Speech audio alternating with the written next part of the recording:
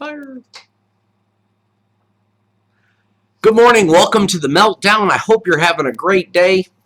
I know here in the Houston area, still cold and wet, but things are going to get better before they get worse. Thanksgiving, 2 days away.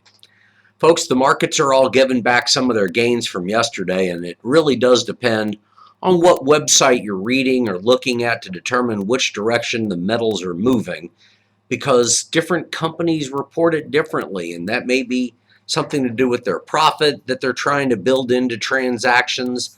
I'm looking at silver on one site that says it's up 8 cents, but Silver Eagles dropped a penny from yesterday's quotes.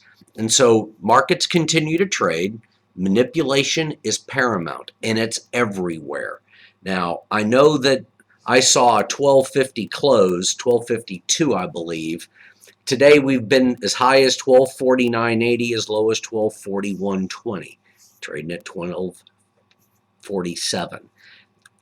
Markets are up in certain areas and they're down in others, and this is the continued manipulation, whether it comes from the government, whether it comes from individual companies. Oil prices are up a little bit, the dollar is down, currencies stay mixed. The dollar pulled back a little bit from where its gains were yesterday, but things change radically, and they change very quickly. Now, I can tell you that the gold to platinum ratio is now 9%, so that means gold is moving up faster, or maybe platinum's dropping quicker, but they're going to be in parity again pretty soon. The Nikkei is down from last night. That loss was 100 points, not quite 1%. And the Dow's still pretty flat, as is the NASDAQ. I capture information. I try to bring it to you so that it makes sense. And so 2 different articles unrelated to my industry are what I want to talk about really quick, and then I'm going to double clutch and get back to where I know safety is. The S&P Case-Shiller Home Price Index reports that for the past month, that housing starts climbed faster in the third quarter than they ever have. Well, since 2006 and the 2008 real estate meltdown. However, that's reported by CNN today. If you go back about a month, Michael pulled up the story dated October the 28th, that clearly says that the housing data suggests the economy is losing steam. Now, it's amazing, in a period of less than 30 days, we could go from a pullback in steam out of the economy to the greatest quarter we've had in 7 or 8 years. And that's in spite of the fact that we dealt with a 16-day shutdown of the government. So things get manipulated, and the government will tell us whatever we want to hear because we want to hear it. I've got a concern over what the real truth is. And the real truth is that Edward Snowden is being hidden out in Russia under his temporary asylum. The government, the U.S. government, has charged him under the Espionage Act. He downloaded between 50 and 200,000 classified NSA and British government documents. And don't forget, the first stop on his world tour was in Hong Kong. So what did he give them? We don't know. We just know he knows a lot. Probably more than most are willing to ever admit, and that's probably why you don't see a whole lot of this guy, because we have concerns over the documents that he's provided to foreign governments. Espionage, an out-and-out spy. Is he concerned about our economy or the world? I can't tell you that because I don't know him. And ultimately, handshakes are what I saw on TV not too long ago. Mr. Snowden continues to be a fugitive as far as the U.S. government is concerned. Okay, now we get to go to gold, and we get to talk about what my clients talk to me about. And my concern is that people who invest in the Sprott Physical Gold Trust or GLD are involved in the ETF market. And ETFs are supposed to be gold or silver backed or whatever the commodity is that they're trading in, but they're not. They're not involved. JP Morgan Chase moves money into gold, and all it does is allow for the leverage, the arbitrage of what they're involved in. GLD holds no physical metal except when they're audited. Warehouses are near empty. I'm talking about in the gold market and in the silver market. And I haven't done a lot of research on platinum, but I'll ring my bell over to Michael, see if he can find anything while we go through the show today. Folks, derivatives, paper gold is just that. It's paper. It has no gold tangible value. And I used to use the cliche, I haven't used it in a while. Paper is only good for wiping your brow or your backside. And ultimately, it's that amount of doo-doo that's going to hit the fan. And when it does, we'll experience the same market we experienced 5 years ago when physical demand outpaced supply and the premiums skyrocketed. Now, why isn't gold $3,000 or $5,000 an ounce? Because there are large companies that are shorting the markets and keeping the price of gold suppressed. The UK is getting involved in trying to find out, quote, the manipulation of the gold market. And it's a major concerning effort. I look at catalytic converters. That's supposed to be something that moves platinum and palladium. There are very few, really no palladium coins out there, although palladium is struck in 1 ounce and 10 ounce bars, and I'm sure you can buy it in larger sizes. Not very many palladium bugs, in spite of the fact that I believe that palladium got over $1,000, Michael. That might be a simple one to find an answer on. I would say go back to 2011. The reason I mention it is that Ford has recalled the Escape SUV, reported for the 7th time this morning. And so I look at the price of Ford, and I understand that there's 3,500 stocks out on the big board. No info. And they never won above 997, 977 maybe. Barely above 800. Keep looking. It's 820. anyway. We'll keep digging. 800 is what we see now, but I want to say a little higher, but we'll see what we can find out. I may report that this afternoon. It's the physical market that I worry about, and it's the capital gains penalties on your income that I worry about. And ultimately, as sub-custodians go, that's one thing.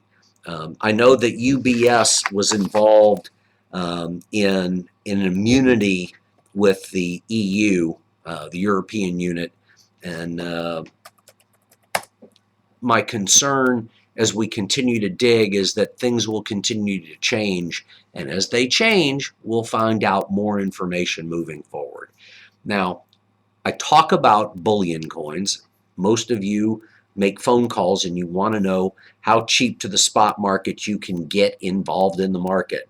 And ultimately, it still bothers me. I still retrace back to where the metals are. And right now, a $70 premium over spot runs at about 6%. So the premium is beginning to climb a little bit. It's still minor. You can still buy gold by the ton if you choose, and you've got the funds and you wire them. We will make delivery and give you receipts and all the rest of that stuff. I look at what's going on, and I understand that it costs about $20 per ounce for silver. That's to refine it, to pour it, and get it out into the marketplace. So where the bid might be $19.90, depending on the form that you have, you may find yourself trading 30, 50, 70 cents an ounce back. And dealers are worried about what's happening today. I'm looking at one of the sites, Kitco. Kitco.com/market is on the Meltdown.com and our other websites. We feed in off of that delay, and that delay is about a 30-minute trading delay. My concern is that in a 30-minute trading period, you could see wild aberrations. I can tell you that the low for silver so far this morning is 11 cents cheaper. That's about 1%. Not quite, but call it a 0.5%. As markets trade, things change. And you can't look at spot and determine what's going on. It doesn't give you a clear, concise, and logical conclusion, except that the paper market is weak. And that means that there's more sellers than buyers. And one of my best friends, best clients, he and I got into this a few years ago, and he said, Brett, what is going on? The markets are down. There's red across the board. Why? And my response was pretty simple. There's more sellers than buyers. And when it's green and things are going up, there's more buyers than sellers. It's not complicated. And so what is, for most of you to get your hands around, is why you can't buy precious metals at spot. You can buy into the precious metals, but you got to buy the paper. And that's just an option. And an option is a derivative. And there's trillions and trillions of dollars of derivatives, and the banks are the ones who support it. Find a bank that owns gold, and now you found something rare. Banks will take gold as collateral. It's real money. And whether they give you 80 cents on the dollar or 95 cents on the dollar or 102%, it requires having a plan. And I can tell you that gold looks cheap in the 1245 range, but I've read guys that are talking about a test all the way at 700. If that happened, George Soros would lose everything he put into the mining shares. John Paulson would lose everything he put into the options market and into GLD because he doesn't own physical gold. And they can't mine it fast enough to keep up with the demand. And so that's what my message is today. My message is you build a portfolio to support the hedge in the other areas of the economy and of your portfolio. It's difficult for me to tell somebody that a coin that sells for $4,000 might go up. It might go down, but it's rare, and rarity matters. It matters to everybody who's in the game. And so it's from that standpoint that I want people smarter. I want you to be educated. I want you to be able to ask questions. I want you to understand the different legs of the economy as how it pertains to precious metals. Now, I look at multiple documents, and certainly staying on top of the research, that matters. And I can tell you that after a 5-week delay in the coin market circuit, that people get enticed into rare coins.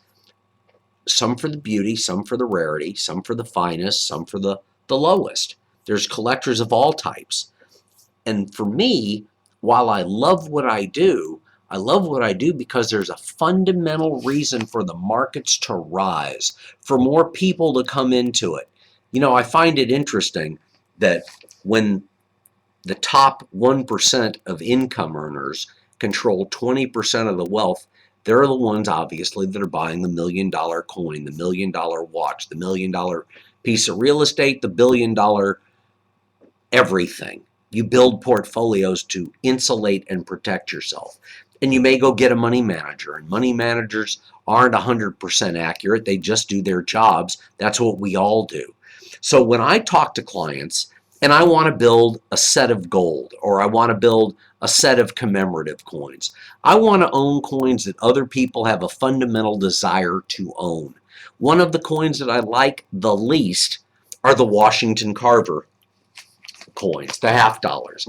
The ones that were struck, I don't want to lie, the years 1946 through 1954, it was the last circulated set produced under the old program. And there's tons of them. They were set aside, kept in great, pristine, uncirculated conditions.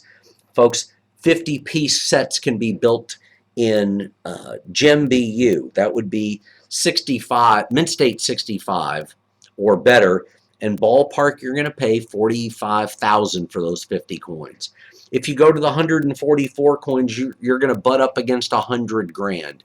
Now, that's plus or minus a few percentage points. I don't want you to run and quote me and not do business because you found it for a 0.5% cheaper. My encouragement to you is that you should always keep a pen and a piece of paper handy. There's over 500 shows on themeltdown.com, themeltdown.com. You can call us toll free if you're outside of the Houston market. That's 877-705-2646. You can call the local number 281-548-2646. Hit option 0 and you will avoid the getting trapped in the phone system. It's an important time to understand that this economy is balanced precariously. And the credit companies, S&P, Moody's, and Fitch, should have bankrupted currency a long time ago because the ability to pay the debt is weaning faster and faster. So my concern is that everyone got all enthused about state quarters back in 1999. And if you look at the value of uncirculated rolls of state quarters, the one that stands out is the Illinois. Those rolls, if they were minted at either Philadelphia or at Denver, are rolls that are worth probably $20 minimum. You may not be able to replace them at $40, but that's the wide spread because there are so few of those coins that actually survived uncirculated. If you pull them out of your pocket and you shove them in a map or a book, it's not the same thing. Those quarters you can go spend. Enjoy them for the collectability. I love presidential dollars. It's the government's way of continuing to generate a profit out of the U.S. Mint.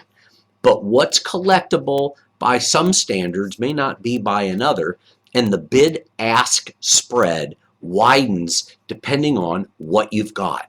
It's why I put it out there yesterday. There's a couple of boxes of coins that I wanted to get $2,500 to $3,000 for. One dealer offered me $1,000. I was insulted. The client that spent $1,400 got one box, and he was thrilled, and I sold them to him at 20% back a bid. And it was a deal, and he was happy. And I appreciate Doug. Doug's the guy who gave me my crystal ball in February. So now I do have a crystal ball. Owning coins that other people want is more than a cliche. And if you're marketing to the 99% that don't fall into the top 1% who control 20% of the wealth, then you got to own coins that other people truly want and desire. And it's from that standpoint that the show continues to thrive. I love older commemoratives, whether they're silver or gold.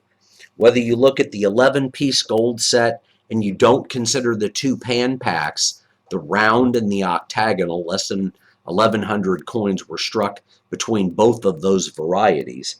You're going to spend in, let's say, mint state 63 and above, you'll spend well over 100 grand to own those coins. One that's cleaned and not really net, it's only net graded, not with a true grade because it might have been lightly cleaned, that's a coin you're still going to spend 60 grand on. So finding them and realizing that the gray sheet is a indication as to the value of coins. What are coins worth? What somebody will pay for them. And so when I put together a portfolio of 100 or 150,000 or $250,000, question is, how fast do you need to be liquid in the $250,000 or the 100,000 or the 10,000 or the 10 million?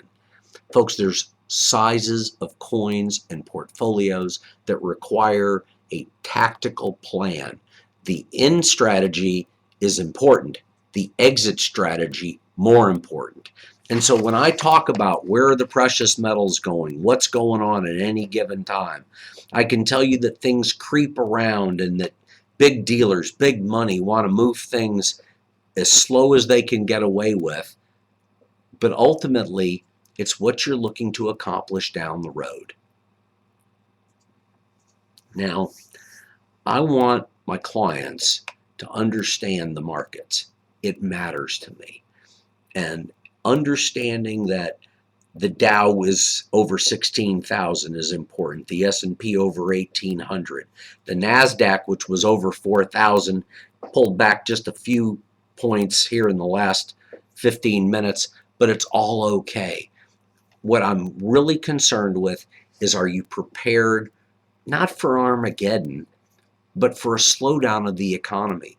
I listen to the analysts who keep saying over and over and over, this is going to be the worst shopping holiday ever. And the estimate of 140 million people out on Black Friday, folks, that's half the U.S. population. No, not quite. 310 million was the census back in 2010. So it's not quite half, but that's close enough. 40% of Americans? I don't believe it. You can't convince me. It's not going to happen. In Florida, they were wearing walking shorts and flip-flops 2 days ago. In Houston, we're freezing our tushies off. And all of it to tell you that whether you buy Morgan silver dollars, Franklin half dollars, Indian pennies, pick your area of the market you like the most, and let's put together a strategy that's going to make sense. Not today. Today it'll make sense. My concern is 5, 10, 20, 30 years from now.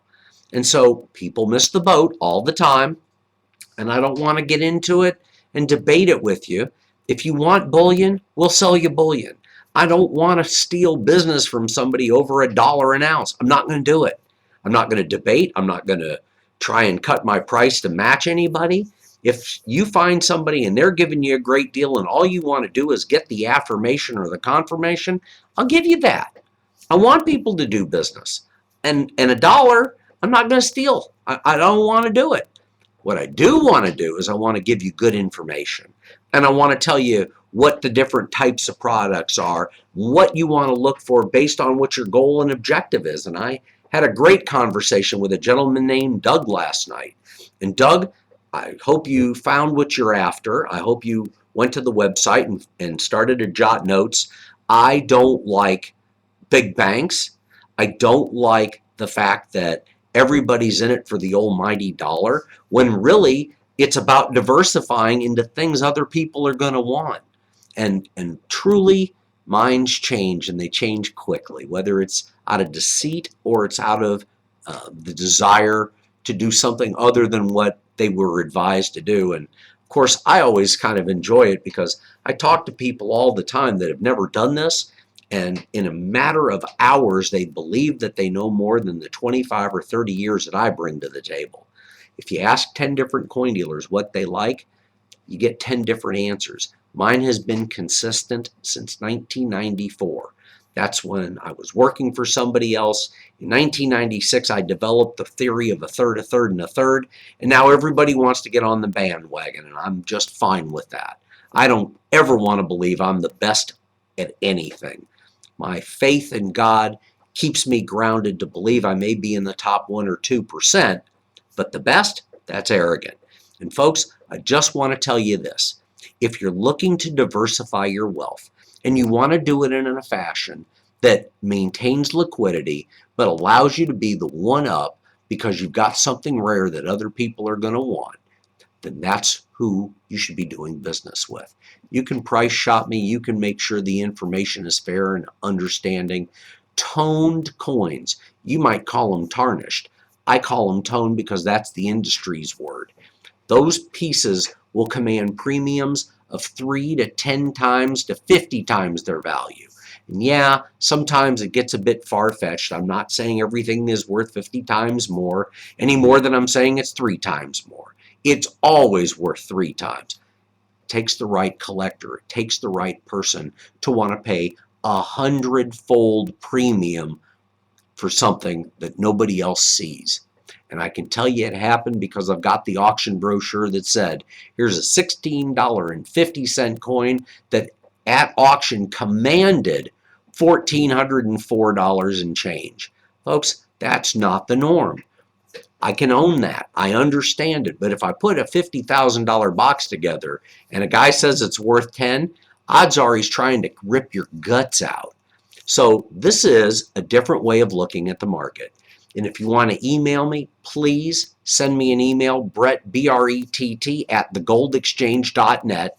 Now, when I respond, you've got to understand that it may get caught up in spam. So if you send me something and I respond, you've got to look in your trash bin to see if it got diverted.